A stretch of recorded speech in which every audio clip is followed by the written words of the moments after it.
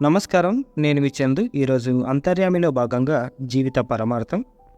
లోకంలో మనిషి జీవించడానికి కావాల్సిన వనరులన్నీ ఉన్నాయి. వాటిని వినియోగించుకుంటూ అతడు సౌఖ్యంగా, ఆనందంగా జీవిస్తాడు.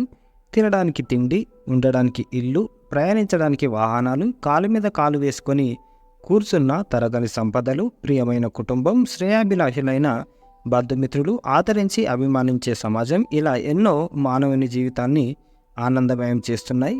కూర్చున్న చోటుకే అన్నీ వచ్చి వాలుతున్నాయి. అయినా మనిషిలో సంతృప్తి లేదు. దేనికోసమో ఆరాటం, ఉన్నవాటిని వదిలి లేని వాటి కోసం తపన, అందలేని అందలాల కోసం ఎగపడడం, అందని ద్రాక్షల కోసం ఎగిరిపడడం, ఇలా మనిషి నేడు జీవితంతో అతలాకుతలం అవుతున్నాడు.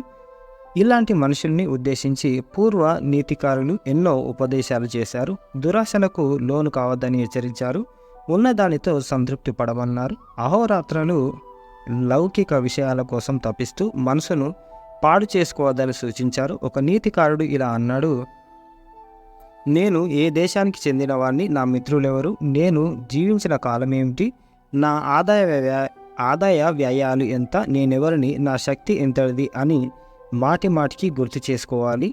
ఆరిపోయిన దీపం లోకానికి ఒక సందేశం ఇస్తుంది. అదేంటంటే, నూనె ఒకటే దీపం వెలగడానికి కారణం కనుక మనిషి నిరంతరం నూనె వంటి ముడి పదార్థాన్ని ఆలంబనగా చేసుకోవాలి. నూనె ప్రయత్నానికి సంకేతం అనుకుంటే మనిషిలో ప్రయత్నశీలత ముఖ్యం అని దీపం సందేశం ఇస్తుంది. మనిషి కేవలం తిండి కోసమే బతకకూడదు, బతకడం కోసం తినాలి. శరీరానికి ఎంత అవసరమో అంతే తినాలి. దొరికింది కదా అని అతిగా తినకూడదు. అతిగా తింటే శరీరం బరువై నడక కూడా సాధ్యం కాదు. తిన్నది అరిగేదాకా మనిషి శ్రమించాలి అనేది సత్యసూత్రం. శ్రమ చేసే స్వభావం కలవారికే సంతృప్తి మిగులుతుంది. శరీర పోషణమే జీవిత పరమార్థం కాదు. సేవాభావం మనిషికి పరిపూర్ణతను ఇస్తుంది. సేవ చేయడంలోనే మనిషి శాంతిని పొందుతాడు. ఏమి చేయకుండా తిని కూర్చునే వారిని ఆందోళనలు వెంటాడుతాయి. మనసు భయంకర భూతాలకు ఆవాసం అవుతుంది. మనిషి ఎన్ని స్నేహాలను పెంచుకున్నా చివరికి అవన్నీ దూరం అయిపోతాయి.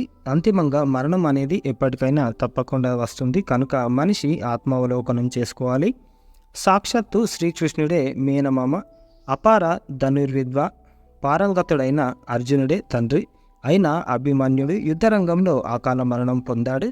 మరణాన్ని ఎవరు ఆపలేరు అనడానికి ఇది ఉదాహరణ. అప్పుడే చనిపోయిన బంధువు ఇంటికి వెళ్ళిన వారు, అయ్యో, ఇతడు ఇంతకుముందే కదా మాతో మాట్లాడాడు, నవ్వుతూ కనిపించాడు, ఇంతలోనే ఏమైంది, ఎలా పోయాడు అని అంటుంటారు. మరణం వచ్చేదాకా తెలియదు.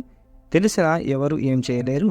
ఇదే కాలలీల అంటే. అందుకే మనిషి జీవించున్నప్పుడే పరమార్థాన్ని గురించి ఆలోచించాలి. శాశ్వత ప్రయోజనాన్ని కలిగించే పనులే చేయాలి.